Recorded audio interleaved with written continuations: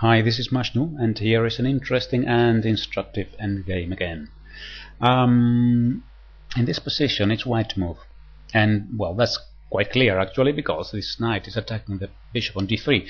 And what I would like to ask you is to consider now and analyze the consequences after the move bishop takes b5. Have a look at this position and calculate what happens after bishop takes d5. Perhaps you would like to pause the video to have for a few minutes a good look at this position first before I continue my explanation. Well, after bishop takes b5, it looks as if we are simply with white winning a pawn, because black may not retake here on b5 because this rook is undefended. So then rook takes a1 follows. So that would mean that after bishop takes b5 we simply win this pawn. But it's not that simple, because if we look a bit deeper here, then we see that black has an in-between move. Rook to a2 check, checking the white king, and there on a2 the rook is defended by the knight.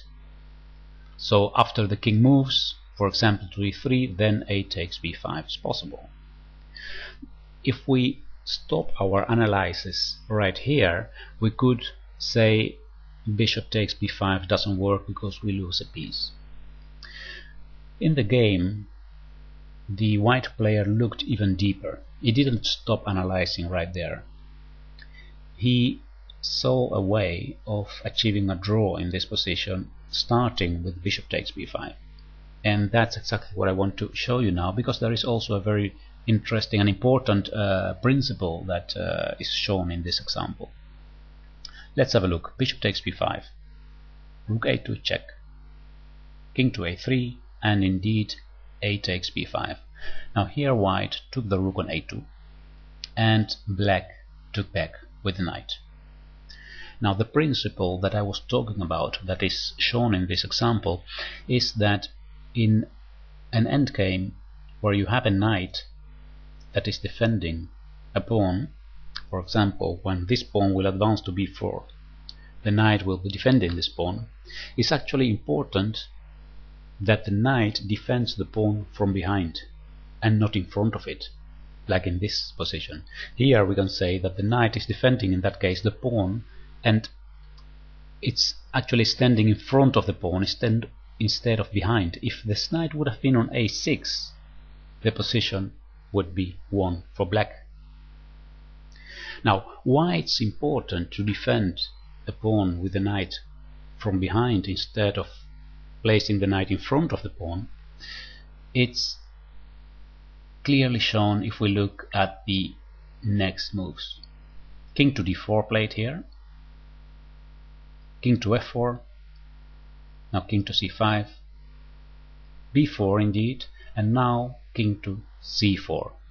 So this king is going to b3.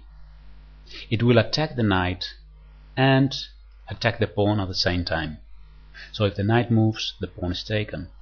And after this king captures the knight, it will be ready to stop the pawn, the b pawn. And that's exactly the difference. Imagine that in this position the black knight would be on a6 instead of a2. In that case, it wouldn't make sense for white to bring the king to b5. It would attack, of course, the knight and the pawn, but this pawn would simply advance. So that's why it's important for a knight to stand behind his own pawn instead of in front of it. Here in this position the players agreed to draw, because it is a totally drawn endgame now. There is just a little mistake that can be made.